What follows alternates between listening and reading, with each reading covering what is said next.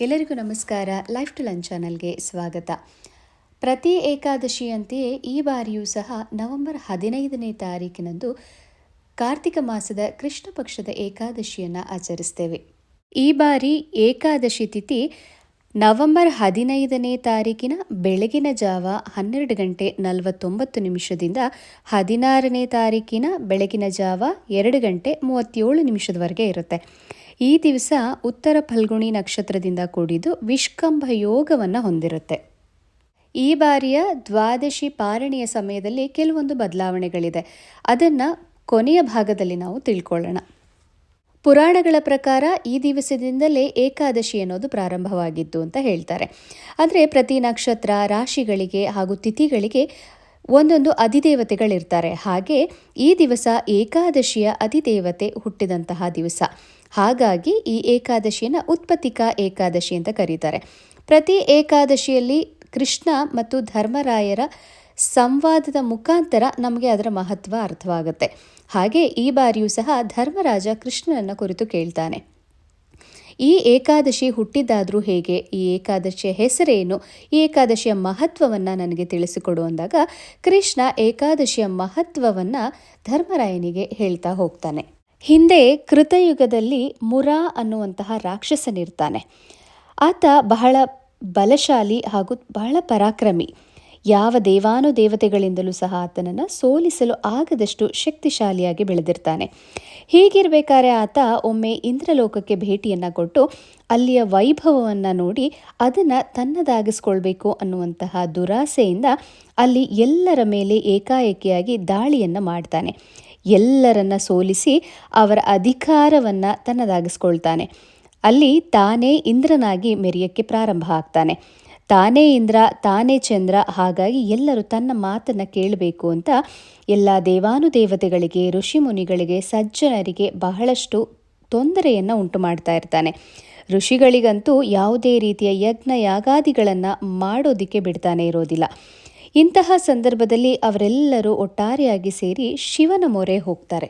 ಮುರಾಸುರನ ಎಲ್ಲ ವಿಷಯಗಳನ್ನು ಕೇಳಿದಂತಹ ಶಿವ ಇವೆಲ್ಲದಕ್ಕೂ ಪರಿಹಾರವನ್ನು ಸೂಚಿಸೋದಿಕ್ಕೆ ವಿಷ್ಣುವಿನಿಂದ ಮಾತ್ರ ಸಾಧ್ಯ.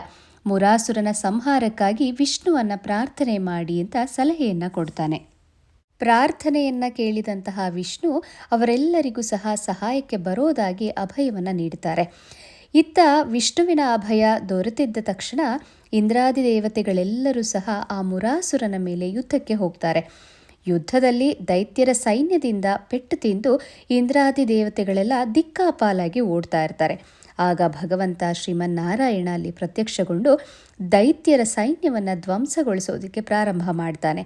ಅಂತಹ ಸಂದರ್ಭದಲ್ಲಿ ದೇವತೆಗಳಿಗೆ ಹೆಚ್ಚಿನ ಬಲ ಸಿಕ್ಕಂತೆ ಆಗತ್ತೆ. ತಾವು ಸಹ ಭಗವಂತನ ಅನುಗ್ರಹದಿಂದ ದೈತ್ಯರ ಮೇಲೆ ಹೋರಾಡೋದಕ್ಕೆ ಪ್ರಾರಂಭ ಮಾಡ್ತಾರೆ. ಆದರೆ ಯಾವಾಗ ತನ್ನ ಸೈನ್ಯ ಸೋಲ್ತಾ ಇದೆ ಅಂತ ತಿಳಿಯುತ್ತೋ ಆಗ ಮುರಾಸುರ ವಿಷ್ಣುವಿನ ಮೇಲೆ ಯುದ್ಧಕ್ಕೆ ಬರ್ತಾನೆ. ವಿಷ್ಣು ಹಾಗೂ ಮುರಾಸುರನ ನಡುವೆ ಅನೇಕ ವರ್ಷಗಳ ಕಾಲ ಯುದ್ಧ ನಡೆಯುತ್ತೆ. ಇಲ್ಲಿ ವಿಷ್ಣು ಯಾವೆಲ್ಲ ಆಯುಧಗಳನ್ನು ಉಪಯೋಗಿಸ್ತಾ ಇದ್ದೋ ಅವೆಲ್ಲವೂ ಸಹ ಮುರಾಸುರನ ಬಳಿ ಹೋಗ್ತಾ ಇದ್ದ ಹಾಗೆ ಶಾಂತವಾಗಿಬಿಡ್ತಾ ಇರುತ್ತೆ. ಅದನ್ನು ಗಮನಿಸಿದಂತಹ ವಿಷ್ಣು ಮುಷ್ಟಿ ಯುದ್ಧಕ್ಕೆ ಇಳಿತಾನೆ. ಆದರೂ ಸಹ ಮುರಾಸುರನನ್ನು ಪರಾಜಯಗೊಳಿಸೋದಕ್ಕಾಗೋದೇ ಇಲ್ಲ. ಆಗ ಭಗವಂತ ಬಳಲಿದವನಂತೆ ಕಂಡುಬರ್ತಾನೆ. ಇಲ್ಲಿ ನಾವು ಒಂದನ್ನು ಅರ್ಥ ಮಾಡ್ಕೊಳ್ಬೇಕು, ಭಗವಂತನಿಗೆ ಬಳಲಿಕೆ ಅನ್ನೋದಿದೆಯಾ? ಖಂಡಿತವಾಗ್ಲೂ ಇಲ್ಲ. ಇಲ್ಲಿ ಮುರಾಸುರನನ್ನು ದಿಕ್ಕು ತಪ್ಪಿಸೋದಕ್ಕೆ ಭಗವಂತ ಮಾಡ್ತಿರುವಂತಹ ಒಂದು ಉಪಾಯ. ಹೀಗೆ ಮುರಾಸುರನನ್ನು ಕಣ್ಣು ತಪ್ಪಿಸಿ ಭಗವಂತ ಬದರಿಕಾಶ್ರಮದ ಬಳಿ ಇರುವಂತಹ ಹೇಮವತಿ ಎನ್ನುವಂತಹ ಒಂದು ಗುಹೆ ಒಳಗಡೆ ಹೋಗಿಬಿಡ್ತಾನೆ. ಗುಹೆಯಲ್ಲಿ ಹೋಗಿ ವಿಶ್ರಾಂತಿಗೆ ಜಾರಿಬಿಡ್ತಾನೆ. ಹಿಂದಿನಿಂದ ವಿಷ್ಣುವನ್ನ ಹಿಂಬಾಲಿಸಿಕೊಂಡು ಬಂದಂತಹ ಮುರಾಸುರನಿಗೆ ಗುಹೆ ಕಾಣಿಸುತ್ತೆ. ಗುಹೆಯೊಳಗೆ ಬಂದವನೇ ವಿಷ್ಣು ಮಲಗಿರೋದನ್ನ ಗಮನಿಸಿ ಇದೇ ಸರಿಯಾದ ಸಮಯ, ಎಲ್ಲ ದೈತ್ಯರಿಗೆ ಕಂಟಕನಾಗಿರೋನು ಇವನನ್ನ ಇವತ್ತು ಹೇಗಾದರೂ ಮುಗಿಸಿಬಿಡ್ಬೇಕಂತ ಲೆಕ್ಕಾಚಾರವನ್ನು ಹಾಕ್ತಿರ್ತಾನೆ. ಅಂತಹ ಸಂದರ್ಭದಲ್ಲಿ ಭಗವಂತನ ದಿವ್ಯಾಂಗದಿಂದ ಸುಂದರವಾದಂತಹ ಸ್ತ್ರೀಯೊಬ್ಬಳು ಬರ್ತಾಳೆ. ಆಕೆಯನ್ನು ನೋಡಿದ ತಕ್ಷಣ ಯಾರೂ ಇಲ್ಲದಂಥ ಈ ಗುಹೆಯಲ್ಲಿ ಈ ಸ್ತ್ರೀ ಎಲ್ಲಿಂದ ಬಂದಳು ಅಂತ ಆಕೆಯನ್ನು ನೋಡ್ತಾ ಇರ್ತಾನೆ. ಆಕೆ ದಿವ್ಯ ಆಯುಧಗಳನ್ನೆಲ್ಲ ಹಿಡಿದು ಮುರಾಸುರನಿಗೆ ತನ್ನೊಟ್ಟಿಗೆ ಬಂದು ಯುದ್ಧವನ್ನು ಮಾಡುವಂಥ ಸವಾಲನ್ನು ಹಾಕ್ತಾಳೆ. ಏಕಾಏಕಿ ಹೆಣ್ಣೊಬ್ಬಳು ಸವಾಲನ್ನು ಹಾಕಿದ್ದನ್ನು ನೋಡಿ ಮುರಾಸುರನಿಗೆ ಕೋಪ ಬರುತ್ತೆ. ಹೀಗೆ ಸಾಕಷ್ಟು ಸಮಯಗಳ ಕಾಲ ಇಬ್ಬರಿಗೂ ಯುದ್ಧ ನಡೆಯುತ್ತೆ.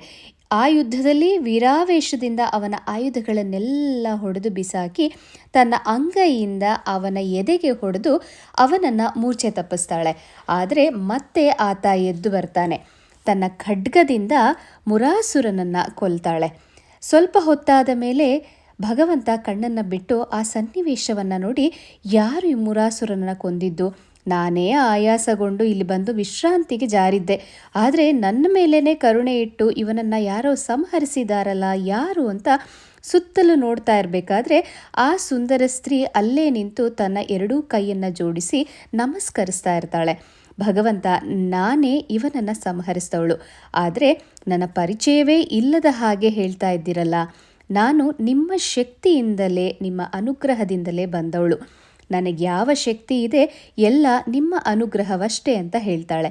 ಅದನ್ನು ಕೇಳಿ ವಿಷ್ಣುವಿಗೆ ಬಹಳ ಸಂತೋಷವಾಗುತ್ತೆ. ಶ್ರೀಮನ್ನಾರಾಯಣ ಇಡೀ ಲೋಕಕ್ಕೆ ಕಂಟಕನಾಗಿದ್ದಂತಹ ಇವನನ್ನು ಸಂಹರಿಸಿ ಲೋಕ ಕಲ್ಯಾಣವನ್ನು ಉಂಟು ಮಾಡಿದ್ದೀಯ.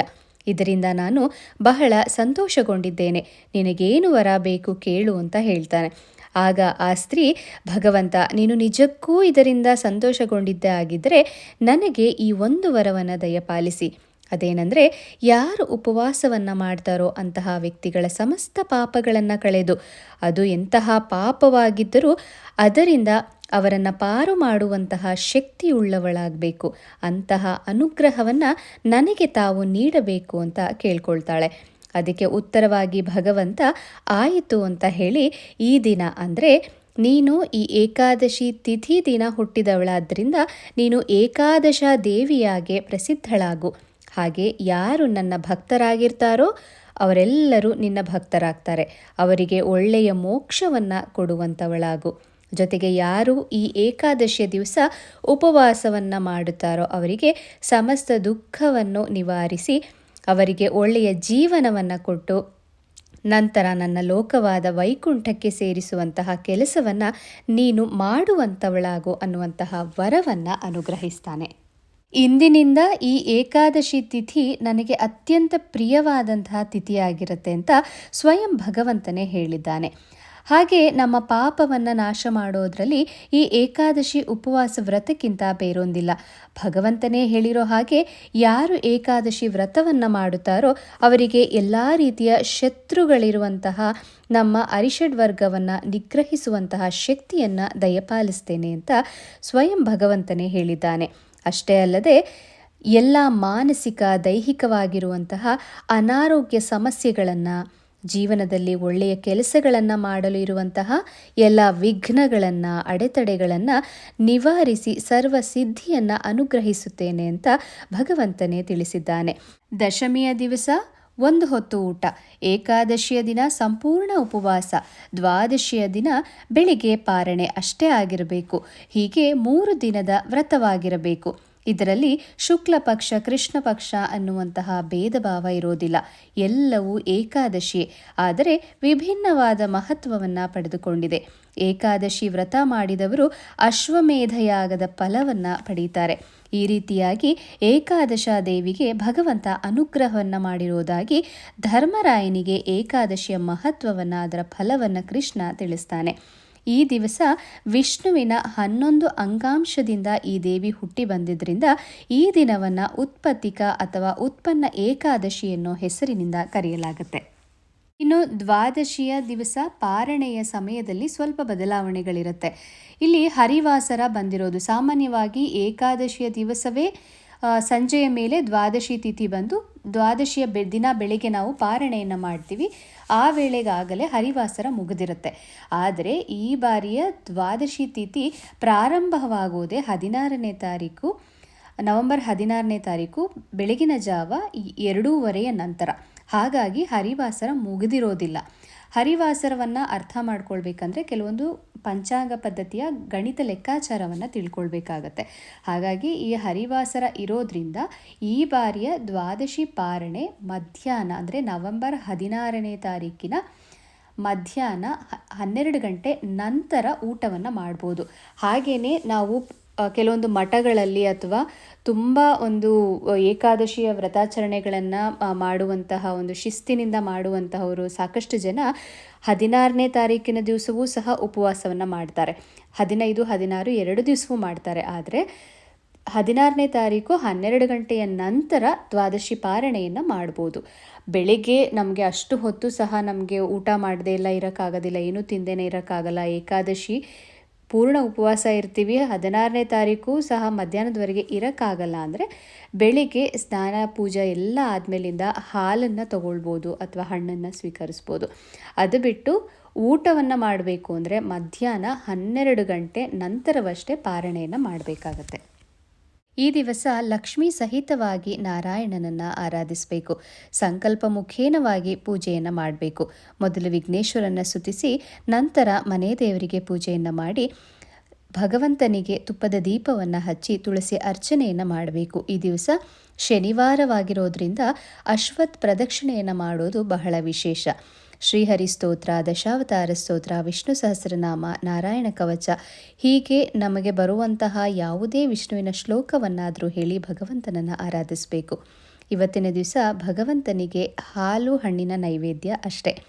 ದಿನಪೂರ್ತಿ ಭಗವಂತನ ನಾಮಾವಳಿಗಳು, ಪುರಾಣ ಕಥೆಗಳನ್ನು ಕೇಳೋದ್ರಿಂದ ನಮಗೆ ಇರುವಂಥ ಹಲವಾರು ದೋಷಗಳು ನಿವಾರಣೆಯಾಗತ್ತೆ. ಪ್ರತಿ ಬಾರಿ ಹೇಳೋ ಹಾಗೆ ಈ ಬಾರಿಯೂ ನಮಗೆ ಯಾವ ಶ್ಲೋಕಗಳು ಬರೋದಿಲ್ಲ ಅಂದರೆ ದಿನಪೂರ್ತಿಯಾಗಿ ಓಂ ನಮೋ ನಾರಾಯಣಾಯ ಅಥವಾ ಓಂ ನಮೋ ಭಗವತೆ ವಾಸುದೇವಾಯ ಅನ್ನುವಂತಹ ಬೀಜ ಮಂತ್ರವನ್ನು ಹೇಳಿದ್ರೂ ಸಹ ಭಗವಂತ ಸಂತೃಪ್ತನಾಗ್ತಾನೆ. ಇವತ್ತಿನ ಈ ಏಕಾದಶಿಗೆ ಸಂಬಂಧಿಸಿದಂತಹ ವಿಡಿಯೋ ನಿಮ್ಮೆಲ್ಲರಿಗೂ ಇಷ್ಟವಾಗಿದೆ ಅಂತ ಭಾವಿಸ್ತೀನಿ. ಮತ್ತೆ ಮುಂದಿನ ವಿಡಿಯೋದಲ್ಲಿ ಭೇಟಿಯಾಗೋಣ. ಅಲ್ಲಿಯವರೆಗೂ ಸಮಸ್ತ ಲೋಕ ಸುಖಿನೋ ಭವಂತು.